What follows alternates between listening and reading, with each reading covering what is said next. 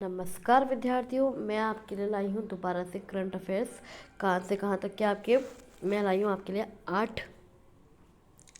8 दिसंबर से 14 दिसंबर तक के current affairs, Sunday to Sunday current affairs, weekly current affairs जो मैं आपके लिए बनाती रहती हूँ। तो मैं आज आपके लिए फिर से लाई हूँ। आई होप आपको ये करंट अफेयर्स यूजफुल लगे होंगे जो मैंने अब तक आपके बनाए हैं। अगर आपने नहीं देखे हैं तो अभी जाइए मेरी प्लेलिस्ट में जाकर देख लीजिए।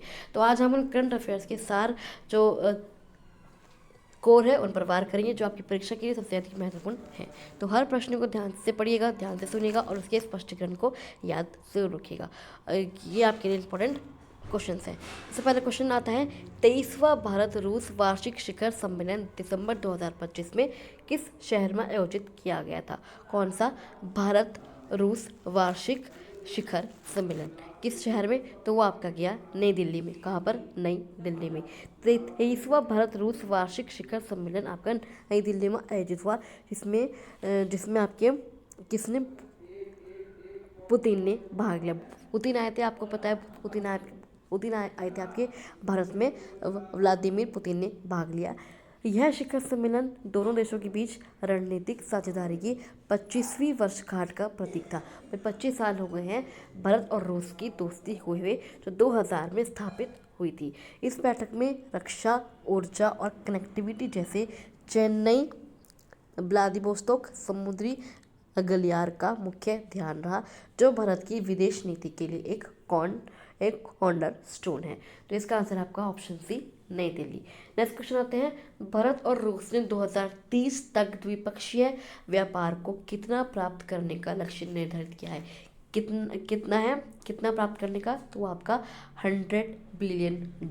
कितना? USD 100 billion. दोनों देशों ने 2030 तक द्विपक्षीय व्यापार को USD 100 बिलियन तक बढ़ाने का महत्वाकांक्षी लक्ष्य रखा है। यह लक्ष्य दर्शाता है कि दोनों देश केवल रक्षा तक सीमित नहीं रहकर अब आर्थिक संबंधों को भी मजबूत बनाना चाहते हैं। व्यापार में यह वृद्धि मुख्य रूप से ऊर्जा जैसे कच्चा तेल, गैस और फार्मास्यूटिकल्स जैसे क्षेत्रों पर केंद्रित होगी, जिससे भारत की ऊर्जा सुरक्षा मजबूत होगी। नेक्स्ट क्वेश्चन आते हैं, रूस औपचारिक रूप से दिसंबर 2025 में किस वैश्विक गठबंधन में शामिल हुआ? जो औपचारिक रूप है, जो फॉर्मेलिटी रूप से है, दिसंबर 2025 में किस वैश्विक गठबंधन में शामिल हुआ? तो वह इंटरनेशनल बिग कैट्स अलायंस, क्या? IBCA, international big cats alliance में।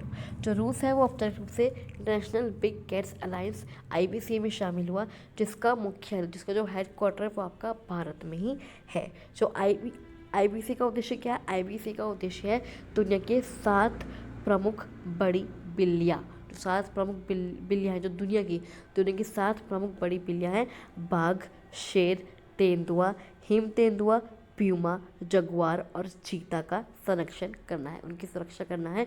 इन 7 बड़ी बिल्लियों का संरक्षण करना है। इसका मुख्य उद्देश्य किसका? IBC का, इंटरनेशनल बिग कैट्स अलायंस का। रूस का इसमें शामिल होना वैश्विक वन्यजीव संरक्षण प्रयासों में भारत की बढ़ती भूमिका और नेतृत्व को दर्शाता है। नेक्स्ट क्वेश्चन आता है, आरबीआई की फाइनेंशियल ईयर है 2025-26 की 5वीं द्विमासिक मौद्रिक नीति जो दिसंबर 2025 में पॉलिसी रेपो दर कितनी निर्धारित की गई? कितनी? तो वह 5.25%। कितनी? 5.25%। जो आरबीआई की MPC मॉनेटरी पॉलिसी कमेटी ने रेपो दर को लगातार 8वीं बार 5.25% पर अपरिवर्तित रखा, कि ये 8 सालों से लगातार 5.25% ही रही है। अब रेपो दर क्या होती है? रेपो दर वह दर है जिस पर वाणिज्यिक बैंक RBI से उधार लेते हैं। जो वाणिज्यिक बैंक है, जो कॉमर्शियल बैंक है, वो RBI से उधार लेते हैं 5.25% पर। इसका स्थिर रहना दर्शाता है कि RBI महंगाई को नियंत्रण में रखने और विकास को समर्थन देने के बीच संतुलन बना रहा है। अगर हम एग्ज़ाम की दृष्टि से देखें तो ये आपको याद रखना पड़ेगा, रिजर्व रेपो रेट क्या है, बैंक रेट क्या है और MSF दर क्या है।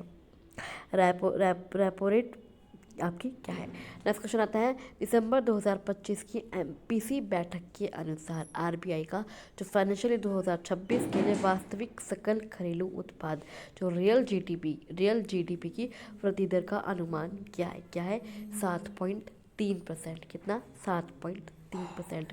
जो आरबीआई ने जो फाइनेंशियल ईयर 26 के लिए भारत की जो वास्तविक जीडीपी वृद्धि दर का अनुमान लिया है वो 7.3 पर बरकरार रखा है। यह अनुमान 7.3 पर बरकरार रखा है। यह अनुमान वैश्विक चुनौतियों के बावजूद भारतीय अर्थव्यवस्था की मजबूत आंतरिक मांग और लचीलेपन को दर्शाता है। जीडीपी अनुमान हमेशा महत्वपूर्ण होते हैं। इसे आईएमएफ, वर्ल्ड बैंक और अन्य बड़ी एजेंसियों के अनुमानों के साथ तुलना करके याद रखना चाहिए। जीडीपी अनुमान को और कितना रखा गया है फाइनेंशियल ईयर 26 के लिए आरबीआई ने 7.3%। नेक्स्ट क्वेश्चन आता है, दिसंबर 2025 में आरबीआई की नई नीति दरों के अनुसार सीमांत स्थायी सुविधा मार्जिनल स्टैंडिंग फैसिलिटी एमएसएफ दर क्या है। अगर हम दिसंबर 2025 की बात करें तो आरबीआई की जो नई नीति दर है उनके अनुसार एमएसएफ की दर क्या है तो वह है 5.50%। कितनी? 5.50%। एमएसएफ दर हमेशा रेपो दर से 25 आधार अंक जो बेसिस पॉइंट होती है उससे अधिक होती है। एमएसएफ दर क्या होती है? जो रेपो रेट है उससे 25 आधार अंक 25 बेसिस पॉइंट से अधिक होती है। यानी रेपो रेट क्या है हमारा? 5.25%। 5.25%। उससे क्या होती है? 25 अंक ज़्यादा होती है तो इसमें हम प्लस कर लेंगे 0.25 तो क्या होगा? 5.50। ऐसे आप लोग निकाल सकते हैं। भाई 5.25 आपकी रेपो रेट है उसमें आप 0.25% कर देंगे क्योंकि 25 पॉइंट अधिक होती है आपकी एमएसएफ। तो 5.50% आपकी एमएसएफ रेट हो गया, एमएसएफ दर हो गई। एमएसएफ सीमांत स्थायी सुविधा। अभी एमएसएफ क्या है? जो रेपो रेट क्या था जिससे कॉमर्शियल बैंक जिस दर पर आरबीआई से लोन लेते हैं। अब एमएसएफ दर क्या है? एमएसएफ दर वह दर है जिस पर बैंक आपातकालीन स्थिति में रातों रात आधार पर आरबीआई से उधार ले सकते हैं। अगर किसी को इमरजेंसी लोन लेना है आरबीआई से तो वो एमएसएफ दर पर 0.25% उन्हें ज़्यादा देना पड़ेगा। एमएसएफ वो दर है। इसे बैंकिंग गलियारे की ऊपरी सीमा माना जाता है। इसे बैंकिंग गलियारे की ऊपरी सीमा माना जाता है। Upper bound of the interest rate corridor माना जाता है। नेक्स्ट क्वेश्चन आता है, आईएसएसएफ विश्व कप आईएसएसएफ दोहा जो आईएसएफ विश्व कप की फाइनल अगर जो दोहा में हुआ दोहा कतर में आयोजित जो आईएसएफ विश्व कप फाइनल 2025 में किस देश ने समग्र पदक तालिका में शीर्ष स्थान प्राप्त किया? क्या किया? जो मतलब सबसे ऊपर स्थान प्राप्त किया किस देश ने किया? जो हमारा आईएसएफ वर्ल्ड कप फाइनल हुआ दोहा कतार में तो वो किया चीन ने। किसने? चीन ने। जो आईएसएफ विश्व कप का जो फाइनल 2025 में एशियाई महाशक्ति जो है वो चीन ने शीर्ष स्थान प्राप्त किया। अब इसका जो आईएसएफ की फुल फॉर्म क्या होगी? इंटरनेशनल शूटिंग स्पोर्ट फेडरेशन का जो हेडक्वार्टर मुख्यालय वो कहाँ है? वो आपका म्यूनिक जर्मनी में है जिसकी स्थापना हुई थी 1907 में। इस तरह के वैश्विक खेल आयोजनों में भारत की रैंकिंग और शीर्ष पर रहने वाले देश का नाम आपका बहुत महत्वपूर्ण होता है। नेक्स्ट क्वेश्चन आता है, आईएसएफ विश्व कप फाइनल 2025 में किस भारतीय शूटर ने महिला 25 मीटर पिस्टल स्पर्धा में स्वर्ण पदक जीता? गोल्ड मेडल जीता। किस भारतीय शूटर ने जीता आईएसएफ विश्व कप फाइनल में? तो वो जीता सिमरनप्रीत कौर। किसने? सिमरनप्रीत कौर ने। जो भारतीय शूटर सिमरनप्रीत कौर ने महिला 25 मीटर पिस्टल इवेंट में गोल्ड मेडल जीता। यह उपलब्धि न केवल भारत के लिए गर्व का विषय है बल्कि यह आगामी ओलंपिक जैसे बड़े आयोजनों के लिए उनकी क्षमता को भी दर्शाती है। भाई आपके कॉमनवेल्थ गेम्स होने वाले हैं 2030 में। कहाँ पर? आपका अहमदाबाद में। खेल और उनसे जुड़े खिलाड़ियों के नाम ये आपके पूछे जाते हैं आपके करंट अफेयर्स में। नेक्स्ट क्वेश्चन आता है, 2023-24 के लिए राष्ट्रीय हस्तशिल्प पुरस्कार और शिल्प गुरु पुरस्कार किस मंत्रालय द्वारा आयोजित किए गए थे? तो 2023-24 में जो राष्ट्रीय हस्तशिल्प पुरस्कार और शिल्प गुरु पुरस्कार किस मंत्रालय द्वारा आयोजित किए गए थे? वो थे वस्त्र मंत्रालय, ministry of textiles, ministry of textiles.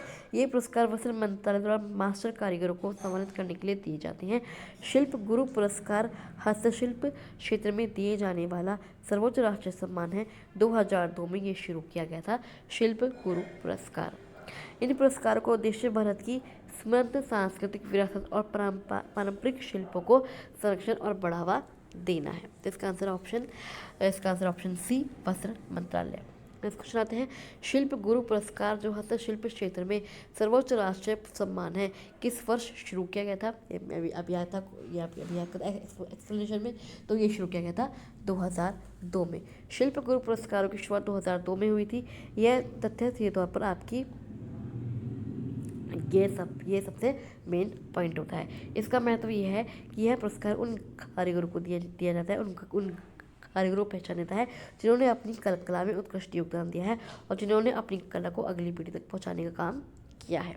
Next question आते हैं, किस सांसद ने 6 दिसंबर 2025 को लोकसभा में राइट टू डिस्कनेक्ट बिल 2025 पेश किया, जो कर्मचारियों को काम के घंटों के कॉल संदेशों को अनदेखा करने का अधिकार देता है?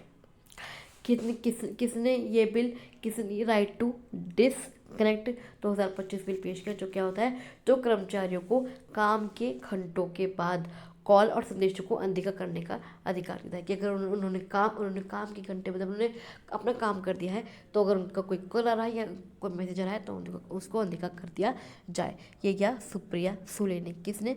सुप्रिया सुले ने लोकसभा में राइट टू डिस्कनेक्ट बिल 2025 पेश किया। यह बिल कर्मचारियों के कार्य जीवन संतुलन को, वर्क लाइफ बैलेंस को सुनिश्चित करने के लिए महत्वपूर्ण है। यह विधेयक कानूनी रूप से कर्मचारियों को निर्धारित काम के घंटों के बाहर नियोक्ता के डिजिटल संचार का जवाब न देने का अधिकार देता है कि वो नहीं है कि अगर उनसे कोई पूछा जाए तो वो उनके अधिकार में नहीं है, जो एक वैश्विक श्रम सुधार का हिस्सा है कि अगर मान लीजिए आपका टाइम 9 से 6 है, वो 8 बजे भी आपको मैसेज आ रहा है कि आपने ये काम कर दिया, तो आप उसे मैसेज को अनदेखा कर सकते हैं। नेक्स्ट क्वेश्चन आता है, डाक विभाग द्वारा address as a service ecosystem के तहत डिजिटल एड्रेस आइडेंटिफायर प्रदान करने के लिए किस प्रणाली का प्रस्ताव किया गया? डाक विभाग द्वारा address as a service ecosystem के तहत डिजिटल एड्रेस आइडेंटिफायर प्रदान करने के लिए किस प्रणाली का प्रस्ताव किया गया? तो वो क्या? ध्रुवा। किसका? ध्रुवा। डाक विभाग द्वारा प्रस्तावित program Dhruva digital hub for real time unique virtual address. क्या है ध्रुव की full form? Digital hub for real time unique virtual address. यह एड्रेस एज अ सर्विस पहल के तहत प्रत्येक पते के लिए एक डिजिटल आइडेंटिफायर प्रदान करेगा। इसका उद्देश्य डिलीवरी सेवाओं को तेज, अधिक सटीक और कुशल बनाना है, जिससे ई कॉमर्स और लॉजिस्टिक्स क्षेत्र में क्रांति आएगी। नेक्स्ट क्वेश्चन आता है, अंतर्राष्ट्रीय मुद्रा कोष IMF ने किस भारतीय भुगतान प्रणाली को भारत दुनिया की सबसे बड़ी रियल टाइम भुगतान प्रणाली घोषित किया है? किस भारतीय भुगतान प्रणाली को दुनिया की सबसे बड़ी रियल टाइम भुगतान प्रणाली घोषित किया है? तो वो क्या है? UPI। किसको?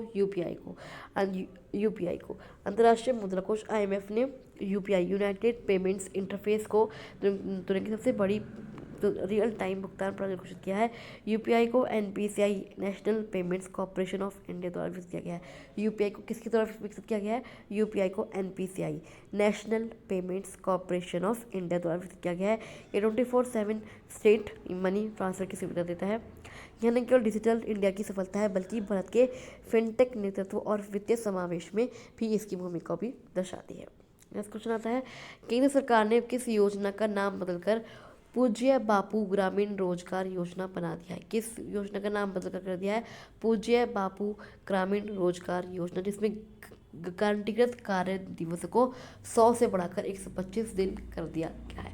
तो वो क्या है? मनरेगा। किसको? मनरेगा को भारतीय सरकार ने केंद्र सरकार ने मनरेगा इसका नाम क्या है? महात्मा गांधी राष्ट्रीय ग्रामीण रोजगार गारंटी अधिनियम। क्या? महात्मा गांधी पहले इसका नाम क्या था? पहले इसका नाम था महात्मा गांधी राष्ट्रीय ग्रामीण रोजगार गारंटी अधिनियम। उसका नाम बदल कर दिया है पूज्य बापू ग्रामीण रोजगार योजना। यह योजना अब 100 की जगह 125 दिनों के गारंटीकृत कार्य दिवस प्रदान करेगी। यह ग्रामीण गरीबों को कम करने और आजीविका सुरक्षा प्रदान करने दुनिया की सबसे बड़ी सामाजिक सुरक्षा योजनाओं में से एक है। नेक्स्ट क्वेश्चन आता है, दिसंबर 2025 में SIR 2026 के तहत अपने 5.46 करोड़ मतदाता रिकॉर्ड का 100% डिजिटल हासिल करने वाला पहला राज्य कौन सा बना? जो SIR चल रहा है, आपको पता है SIR चल रहा है कि तो 5.40 करोड़ मतदाता जो है रिकॉर्डों का 100% डिजिटल हासिल करने वाला पहला राज्य कौन सा बना? वो बना राजस्थान। कौन सा? राजस्थान। यह उपलब्धि चुनावी प्रक्रिया को में पारदर्शिता और सटीकता बढ़ाती है, जिससे मतदाता सूची त्रुटिहीन बनती है। इस पहल के तहत पहला राज्य आपका कौन सा बना? आपका राजस्थान। जो SIR 2026 standardisation of Indian records, क्या है SIR की full form? Standardisation of Indian records. पहल के तहत 100% मतदाता रिकॉर्ड डिजिटलीकरण हासिल किया। नेक्स्ट क्वेश्चन आता है, किस राज्य ने एक भारत ताइवान औद्योगिक प्रौद्योगिकी पार्क किस राज्य ने एक भारत ताइवान